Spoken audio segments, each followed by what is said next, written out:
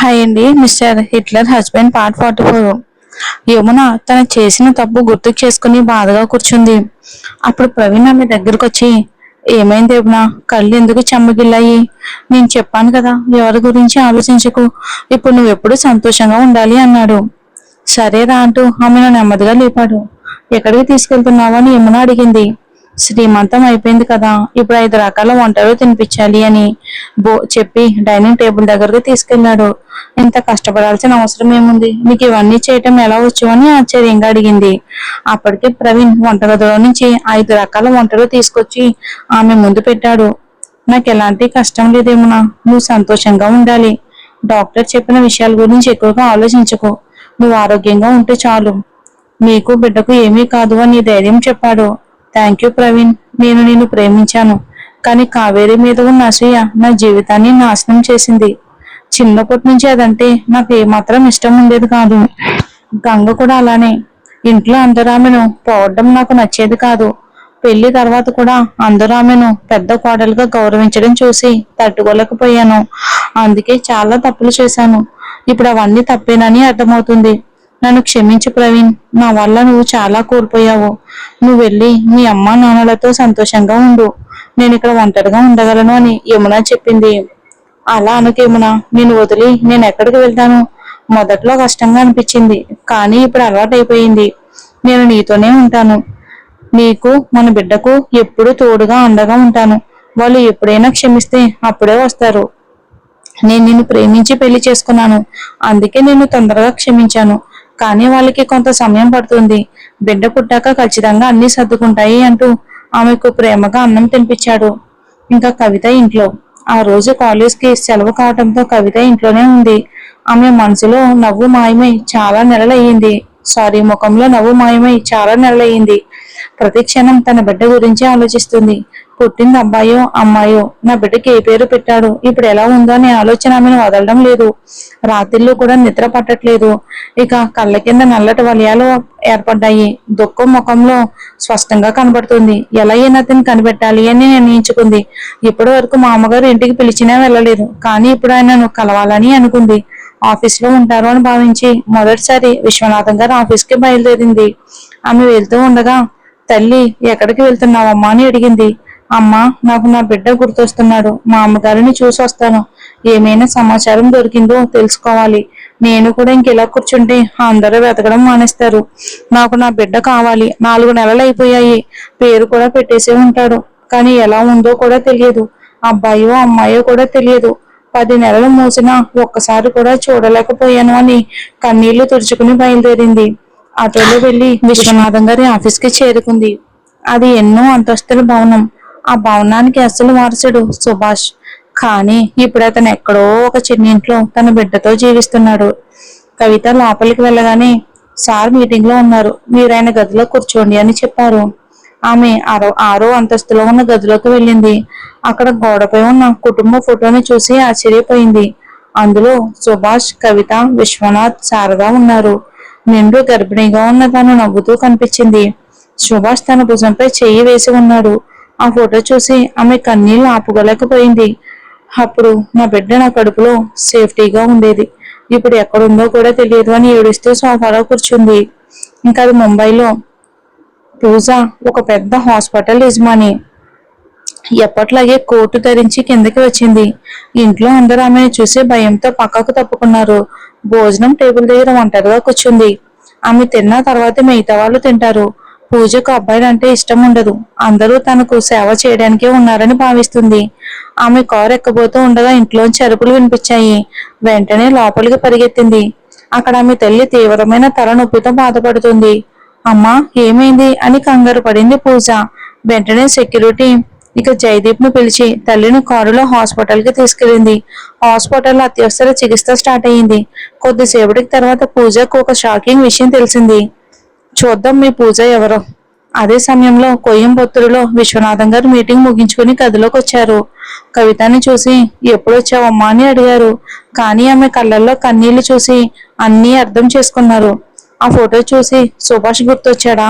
నేను అర్థం చేసుకోకుండా పోయాడు. నీతో కలిసి జీవించే అదృష్టం వాడికి లేదు అన్నారు.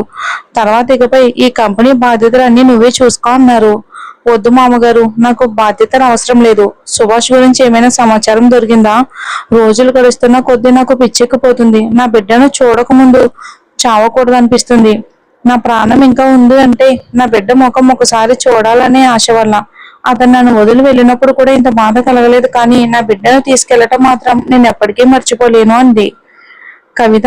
అందరినీ అడిగాను, అన్ని హాస్పిటల్లో కూడా విచారణ చేయించాను, కానీ సుభాష్ జాడ దొరకలేదు. వాడు విదేశాలకు వెళ్ళి ఉండొచ్చని అనిపిస్తుంది.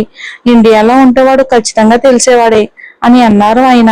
అదే సమయంలో ముంబైలో పూజ ఆందోళనగా, డాక్టర్ మా అమ్మను కాపాడండి అని వేడుకుంది. అప్పుడు అక్కడ ఉన్న ఒక యువ డాక్టర్ విమల్, ఈమెను మా ప్రొఫెసర్ న్యూరో సర్జన్ సుభాష్ గారు మాత్రమే కాపాడగలరు అన్నాడు. ఎవరా సుభాష్? వెంటనే రమ్మని చెప్పండి అని పూజ ఆజ్ఞాపించింది. వెంటనే విమల్ సుభాష్ కి ఫోన్ చేయడానికి పరిగెత్తాడు. ఇక ఇక సుభాష్ గురించి చెప్పాలంటే మా గురువు గారు మేడం కోయంబత్తూరులో చాలా పేరున్న న్యూరో సర్జన్ అని అన్నాడు విమల్. ఆయన ఎక్కడున్నారు అని అడిగింది పూజ. మేడం సార్ ఇక్కడే ఉన్నారు, మా ఇంట్లో అద్దుకుంటున్నారు అని అన్నాడు విమల్. సరే వెంటనే ఫోన్ చేసి రమ్మను అని అంది పూజ. ఇక సమయంలోని సుభాష్ ఏడుస్తున్న తన పాపను సమాధానపరచడంలో బిజీగా ఉన్నాడు. అందుకే ఫోన్ కూడా ఎత్తలేదు. అను బంగారు, ఎందుకమ్మా అలా ఏడుస్తున్నావు? ఇప్పుడే ఎత్తుకున్నావు కదా, ఏడవకు తల్లి. నువ్వు ఎలా ఏడిస్తే నాన్న కూడా ఏడుస్తాడు. నీకోసమే ఈ రోజు సెలవు పెట్టాను అంటూ పాపను ఊరడించే ప్రయత్నం చేశాడు. పాలు ఇచ్చినా తాగడం లేదు. ఏం కావాలి నా బుజ్జికి అని ఆందోళన పడుతున్నాడు. కానీ పాప మాత్రం ఏడు పాపలేదు. అప్పుడే పక్కింటి విమల్ ఇంకా ఇక అమ్మగారు వచ్చి, ఏమైంది తమ్ముడు, పాప చాలాసేపటి నుంచి ఏడుస్తుంది అని అడిగారు. తెలియదక్క, ఎంత ప్రయత్నించినా ఆపడం లేదు అన్నాడు. ఆమె పాపను తీసుకుని ఇక నడిపి తట్టి ఊరడించడానికి ప్రయత్నించింది. అయినా పాప ఏడుపు తగ్గలేదు. చివరకు మళ్ళీ పాపను సుభాష్ చేతులు పెట్టి, మీరు వచ్చేటప్పటి నుంచి చూస్తున్నాను, పసిపాపతో చాలా కష్టపడుతున్నారు. మీ భార్య లేరా అని అడిగింది. పాప పుట్టేటప్పుడే చనిపోయింది, అందుకే ఆ ఊరు వదిలేసి ఇక్కడికి వచ్చాను. నా బిడ్డకు తల్లి లేదు అన్నాడు సుభాష్. పాపం బిడ్డ, తల్లి లేకుండా పెరగడం చాలా కష్టమని బాధపడుతూ ఆమె వెళ్ళిపోయింది. ఆమె మాటలు విన్నాక సుభాష్ కి కవిత గుర్తొచ్చింది. కవిత ప్రెగ్నెంట్ గా ఉన్నప్పుడు బిడ్డ కోసం ఎన్నో కలలు కనేది. బిడ్డ గురించి ఆలోచిస్తూ ఉండేది. ఇప్పుడు కూడా బిడ్డ కోసం ఎంత బాధపడుతుందో అని 4 నెలల తర్వాత మొదటిసారి ఆమె గురించి ఆలోచించాడు. అతనికి ఒక సంఘటన గుర్తొచ్చింది. కవిత తన పొట్టను నిమురుకుంటూ, పాప లేక బాబా ఎప్పుడు వస్తావు, అమ్మ నిన్ను చూడాలని ఎంత ఎదురు చూస్తుందో తెలుసా, నువ్వే అమ్మ ప్రాణమని ప్రేమగా మాట్లాడేది. ఆ జ్ఞాపకం గుర్తొచ్చి, నేను చేసింది తప్పే కవిత, కానీ నాకు వేరే దారి కనిపించలేదు. అయినా నేను మళ్ళీ చూడకూడదు. నా బిడ్డను నేనే పెంచుకుంటాను. నా మనసులోకి వచ్చి నన్ను ఇబ్బంది పెట్టకు అని తనలో తానే అనుకున్నాడు. కానీ అతనికి తెలియదు, ఇకపై కవిత జ్ఞాపకమే తనకు ప్రతిరోజు శిక్షగా మారబోతుంది అని.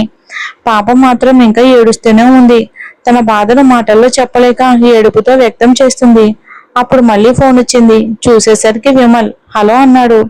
సార్, నేను విమల్ మాట్లాడుతున్నాను అన్నాడు.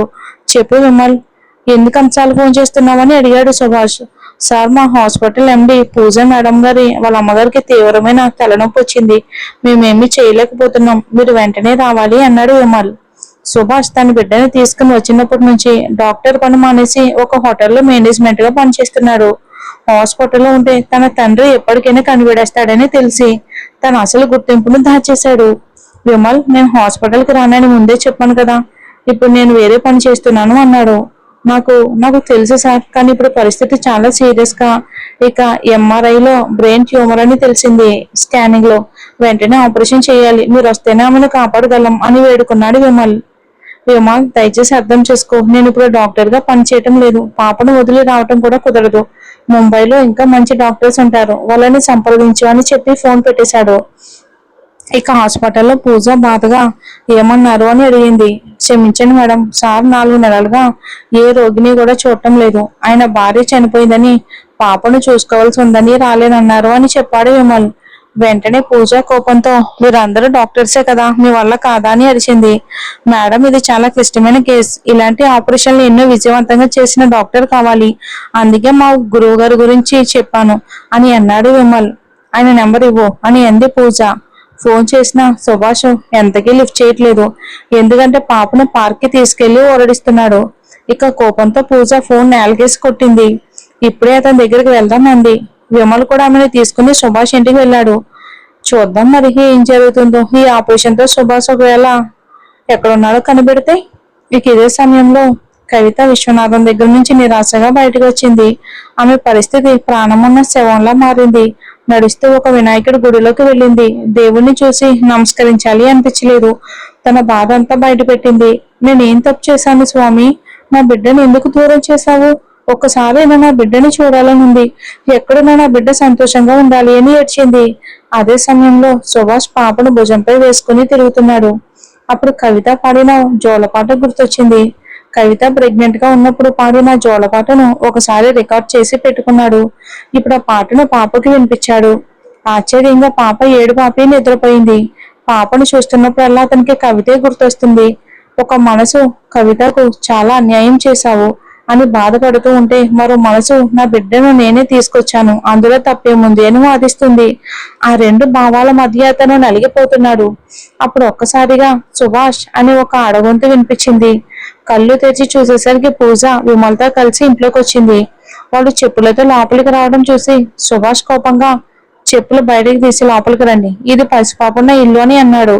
పూజ కూడా కోపంగా, నా ఇంటి బాత్రూమ్ కూడా మీ ఇంటికంటే పెద్దది, నేనెవరో తెలుసా అని అంది పూజ.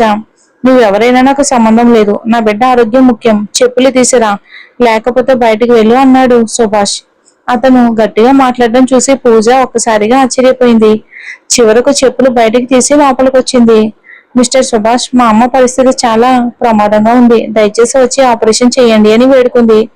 విమల్, నా బిడ్డను వదిలి నేను ఎలా వస్తాను? నాకు పాపే ముఖ్యమని అన్నాడు సుభాష్. అప్పుడు పూజ, మీ బిడ్డను చూసుకోవడానికి 10 మందిని పెట్టిస్తాను, కానీ దయచేసి మా అమ్మను కాపాడండి, నాకు మా అమ్మ తప్ప ఎవరూ లేరు అంటూ కన్నీళ్లతో వేడుకుంది. ఆమె మాటలు విన్న సుభాష్ మనసు కరిగిపోయింది. ఒక తల్లి విలువ తనకు తెలుసు. తన తల్లిని కూడా తానే బాధ పెట్టానన్న విషయం గుర్తొచ్చింది. కొద్దిసేపు ఆలోచించి, సరే, ఒక ప్రాణాన్ని కాపాడడం కోసం వస్తాను, కానీ ఇది ఒక్కసారి మాత్రమే, తర్వాత నన్ను ఇబ్బంది పెట్టద్దు అన్నాడు. వెంటనే పాపను విమల్ అమ్మగారి దగ్గర వదిలి, పాలు ఇవ్వండి, యాపిల్ ఉడికించి పెట్టండి, ఇంకా ఏడిస్తే ఈ జోలపాటు వినిపించండి అని తన ఫోన్ కూడా ఇచ్చేశాడు. తర్వాత విమల్తో కలిసి హాస్పిటల్కి బయలుదేరాడు. ఇక అదే సమయంలో గుడిలో ఉన్న కవిత స్పృహ తప్పి మళ్ళీ హాస్పిటల్లోకి చేరింది. కళ్యాణ్ దగ్గరికి వద్దాం. కళ్యాణ్ కావేరిని 6వ నెల చెకప్ కోసం హాస్పిటల్కి తీసుకెళ్లారు. కావేరిని పరీక్షించిన డాక్టర్, ఇక కళ్యాణ్ గారు, కావేరి ఆరోగ్యంగానే ఉంది, బిడ్డ కూడా బాగానే ఉంది, ఇలాగే జాగ్రత్తగా చూసుకుంటే చాలు అన్నారు. వెంటనే కావేరి, అవునమ్మా, నన్ను చాలా బాగా చూసుకుంటున్నారు, నాకు భోజనం పెట్టడానికి ఈ మధ్య ఆఫీసు కూడా లేట్గా వెళ్తున్నారు, సాయంత్రం కూడా తొందరగా వచ్చేస్తున్నారు, నా వల్ల ఆయన పనికి ఇబ్బంది అవుతుంది అంది.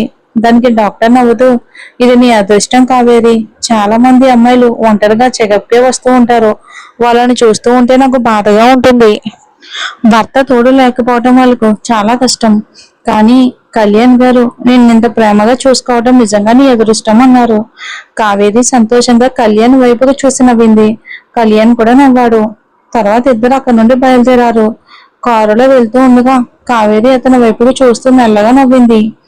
ఏమైంది కావేరి, నన్ను చూసి నవ్వుతున్నావు? నేను చూస్తే ముఖం తిప్పుకుంటున్నావు, విషయం ఏంటి అని అడిగాడు కళ్యాణ్. దానికి కావేరి నవ్వుతూ, మొదట మిమ్మల్ని చూసినప్పుడు చాలా భయపడ్డానండి, మీతోనే జీవితం గడపాలి అంటే ఎలా ఉంటుందో అనుకున్నాను, 1 నెల అంతా భయంతోనే గడిచిపోయింది, ఇప్పుడు ఆలోచిస్తే నవ్వు వస్తుంది, ఇంత మంచిగా ఉంటే మీరు అప్పుడంత కోపంగా ఎలా ఉండేవారో అర్థం కావట్లేదు అని అంది. దానికి కళ్యాణ్ నవ్వి, కోపం నాతో పాటే పుట్టింది, అది ఎప్పటికీ పోదనుకున్నాను, కానీ నిన్ను పెళ్లి చేసుకున్నాక కొంచెం కొంచెంగా మారిపోయాను, నన్ను నమ్మి వచ్చిన అమ్మాయిని సంతోషంగా ఉంచాలి, ఆమెను కాపాడుకోవాలి అనిపించింది, బాగా ఆలోచిస్తే దాని పేరే ప్రేమ అని, ఆ ప్రేమ వచ్చాక నా కోపం మెల్లగా తగ్గిపోయిందని అన్నాడు. ఇలా చెప్పి ఆమె చేతిని పట్టుకున్నాడు. ఈ ప్రపంచంలో నేనే చాలా అదృష్టవంతురాలని అంది కావేరి. అప్పుడు తన కడుపును మెల్లగా తడుముకుంది. 6వ నెల కావటంతో బిడ్డ కదలికలు తొందరలో తెలుస్తాయని డాక్టర్ చెప్పిన మాట గుర్తొచ్చింది. ఆమె ఆనందంగా కడుపును తడుముకోవడం చూసి కళ్యాణ్ కూడా చాలా సంతోషపడ్డాడు. కొద్దిసేపటికి ఒక వినాయకుడి గుడి కనిపించడంతో, ఏమండి, గుడికి వెళ్లి దేవుడికి దండం పెట్టుకుని వెళ్దామా అని అడిగింది కావేరి. నా భార్య కోరిక అంటే వెంటనే తీర్చాలి, పద వెళ్దామన్నాడు కళ్యాణ్. ఇద్దరు గుడిలోకి వెళ్లారు. కావేరి వినాయకుడికి నమస్కరించి ఇక గుంజీలు తీయబోతూ ఉండగా కళ్యాణ్ కంగారు పడ్డాడు. ఏం చేస్తున్నావు? కడుపులో బిడ్డ ఉండగా ఇలాంటి చేసి తీయకూడదు అని అడిగాడు. నీకు తెలీదా? వినాయకుడి దగ్గర గుంజీలు తీసి మొక్కుకుంటే కోరుకున్నది ఇస్తాడంట అని అంది కావేరి. అలానా? మరేం కోరుకున్నావని అడిగాడు సిగ్గుపడుతూ.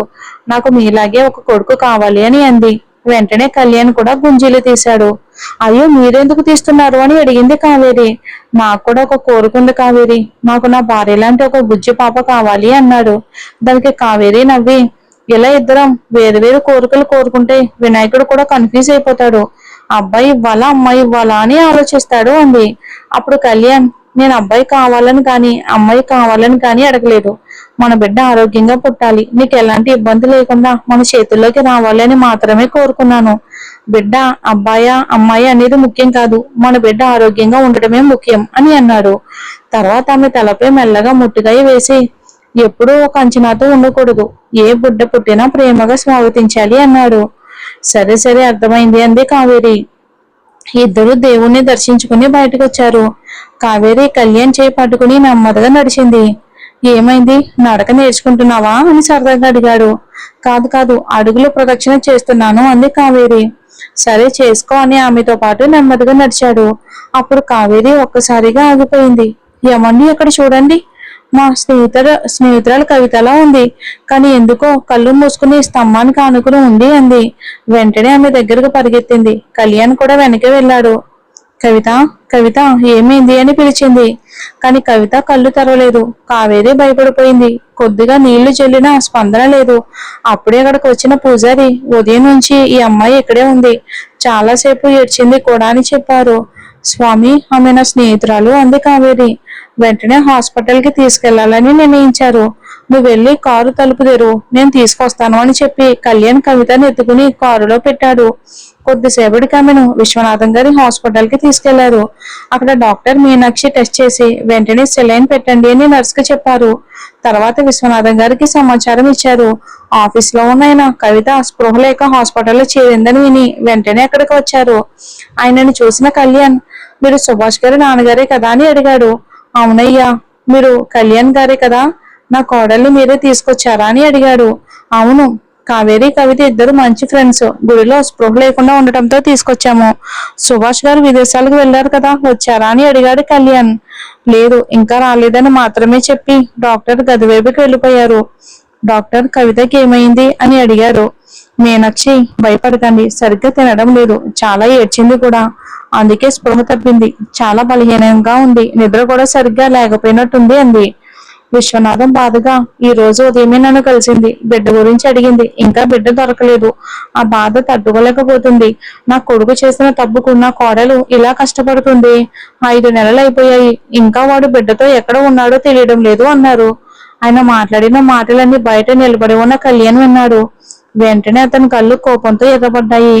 అంటే మీ అబ్బాయి విదేశాలకు వెళ్ళలేదు, బిడ్డను తీసుకుని పారిపోయాడా అని కోపంగా అన్నాడు. ఆ ప్రశ్న విని విశ్వనాథం గారు ఒక్కసారిగా ఉలిక్కిపడ్డారు. చూద్దాం మరి ఏం జరుగుతుందో, కళ్యాణ్ కూడా తోడవుతాడు మన కవితకి.